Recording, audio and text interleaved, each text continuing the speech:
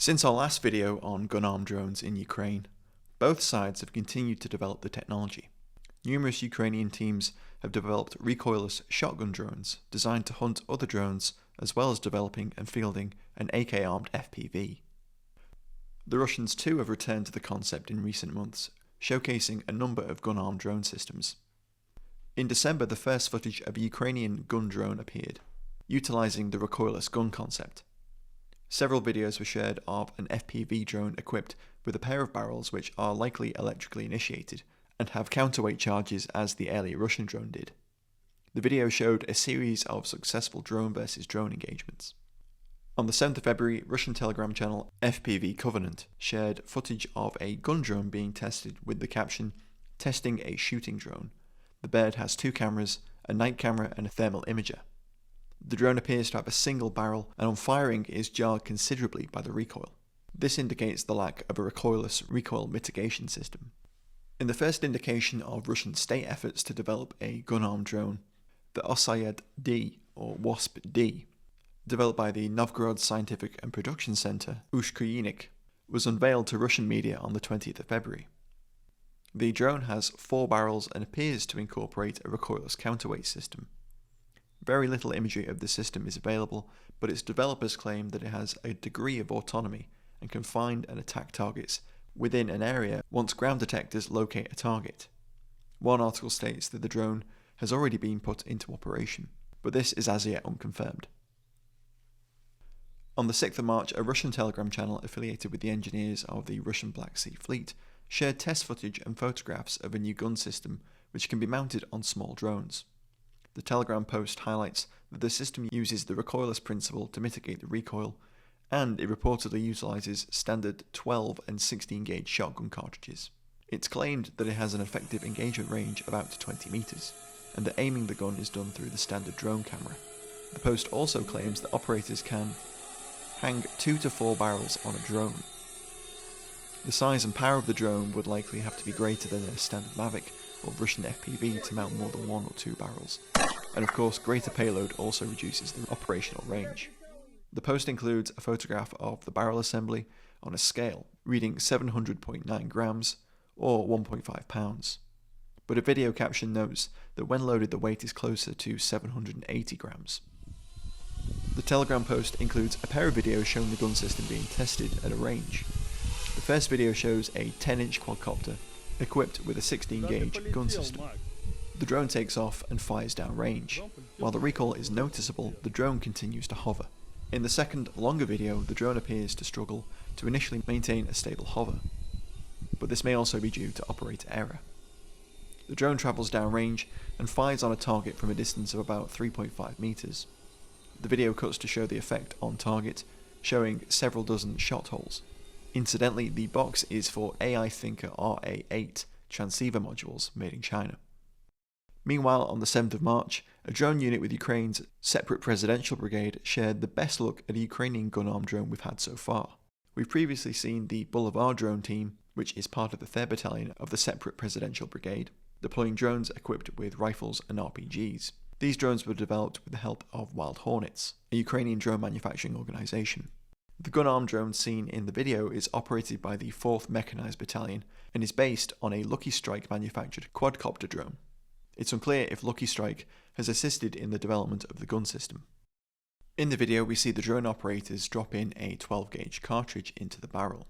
Notably, the cartridge's primer has been removed, probably to enable electrical ignition.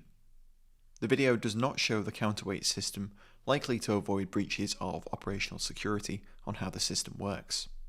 The drone can be seen mounted with a pair of barrels, and when firing is demonstrated, it's clear that the larger drone is able to compensate for any remaining recoil that the counterweight system can't mitigate. It's also possible that the Ukrainian counterweight charge has been more finely tuned to the charge in the firing barrel. The operator explains that even a small number of hits from relatively small shot can be effective on target, and that one of their primary targets are DJI Mavics, which the Russians continue to use in large numbers for intelligence, surveillance, and reconnaissance tasks. In terms of doctrine, the video explains that they try to engage with 1 barrel, but if they want to be sure of hitting a target, they can fire a salvo of both at the same time to increase the hit probability. On the 10th of March, a small Russian Telegram channel, Brighthead, shared a short video of a small quadcopter drone armed with a pair of barrels. The video is simply titled Drone Killer Gorynych. It approaches a cardboard target and fires twice. Now intriguingly, the Gorynych has an ingenious recoil mitigation system, with the barrels being ejected from the drone on firing, not unlike a Milan anti-tank guided missile. This reduces the recoil significantly, with the first shot only briefly dipping the drone. On the 15th of March, Ukrainian drone developers Sky Defenders shared a video of their fixed-wing UAV, equipped with 4 forward-firing gun barrels. For a full look at this drone, take a look at our earlier video examining the Sky Defenders Zigzag. Ukrainian drone developers Vitrohan introduced their Nitsil gun-armed drone on the 19th of March. The Nitsil is equipped with a pair of 30mm barrels, and the developers claim it has automatic target acquisition and firing when the target is within the strike zone, but note that it can also be operated manually. Vitrohan have so far only shared photographs of the Nitsil, and while there's no video of it in operation, they say it can be used against both aerial and ground targets. The barrels in the photographs appear to be cut down metal piping, wired for electrical ignition through the rear end of the barrel. They appear to be mounted on a 3D printed assembly. Most recently, on the 29th of March, the 2nd Mechanised Battalion of the Ukrainian 30th Separate Mechanised Brigade shared a minute-long supercut video of a gun-armed drone engaging more than 20 Russian quadcopter drones. Most of the targeted drones fall to the ground after suffering damage to their rotors, but one explodes upon being hit, with the shot likely hitting a piece of ordnance that the drone was carrying. The video concludes with footage of one of the downed Russian drones being salvaged and lifted away by a Ukrainian drone. The flurry of development by both sides illustrates how sorely gun-armed drones are needed to counter the ever-pervasive drone threat. The development of the gun drones is now being undertaken not only by individual developers and units, but also by larger companies, and in Russia's case, a state-owned research and development entity.